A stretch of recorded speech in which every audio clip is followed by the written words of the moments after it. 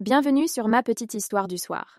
Chaque vidéo est une petite aventure magique pour accompagner vos enfants au moment du coucher.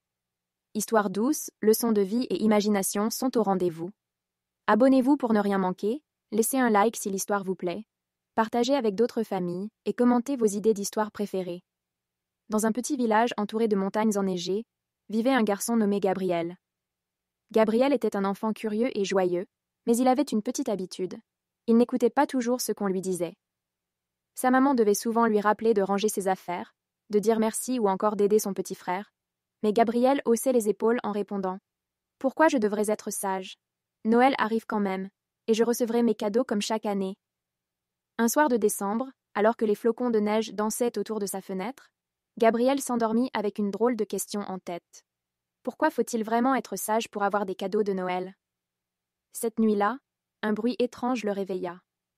Il ouvrit les yeux et vit, à sa grande surprise, un vieil homme avec une longue barbe blanche et un manteau rouge. C'était le Père Noël en personne. Gabriel resta bouche bée. « Eh bien, Gabriel, » dit le Père Noël en riant doucement, « tu sembles te poser beaucoup de questions sur Noël. Si tu veux, je peux t'emmener découvrir l'origine de cette fête et pourquoi être sage est si important. » Sans attendre de réponse, le Père Noël agita sa main, et en un clin d'œil, Gabriel se retrouva dans un immense traîneau, survolant les montagnes et les forêts scintillantes de neige. Le traîneau vola jusqu'à un petit village qui semblait venir d'une autre époque. Les maisons étaient simples, les rues éclairées par des lanternes, et les enfants jouaient joyeusement malgré le froid. « Nous sommes il y a très longtemps, » expliqua le Père Noël, à une époque où les cadeaux de Noël n'existaient pas encore. Gabriel observa avec curiosité les habitants qui se rassemblaient sur la place du village. Une vieille dame, portant un manteau usé mais un sourire chaleureux, distribuait des morceaux de pain et des fruits secs aux enfants. « Pourquoi fait-elle ça ? » demanda Gabriel. « Parce que Noël, à l'origine, était une fête où l'on célébrait la générosité et la bonté. Les gens partageaient ce qu'ils avaient avec ceux qui en avaient moins. » Le Père Noël l'emmena ensuite dans une maison où une famille modeste partageait un repas simple.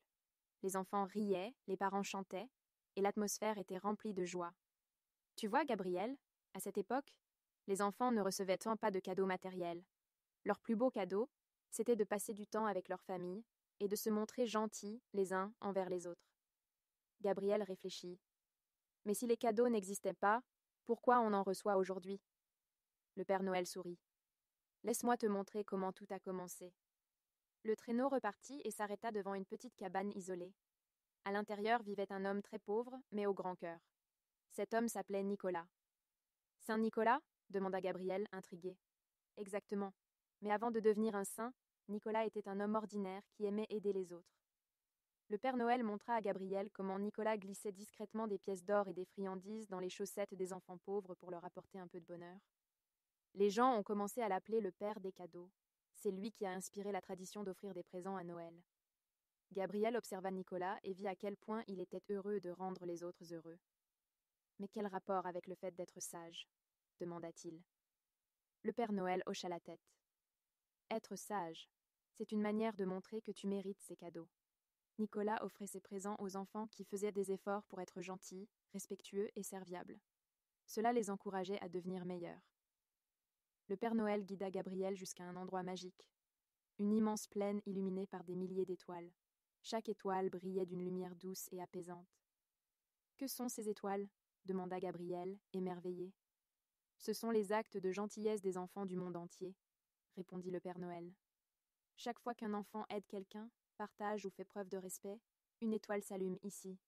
Ces étoiles me guident chaque année pour savoir quels enfants méritent de recevoir des cadeaux. » Gabriel observa attentivement et remarqua qu'une étoile semblait briller moins que les autres. « Pourquoi celle-là est-elle si faible ? » demanda-t-il. Le Père Noël sourit doucement. « C'est ton étoile, Gabriel.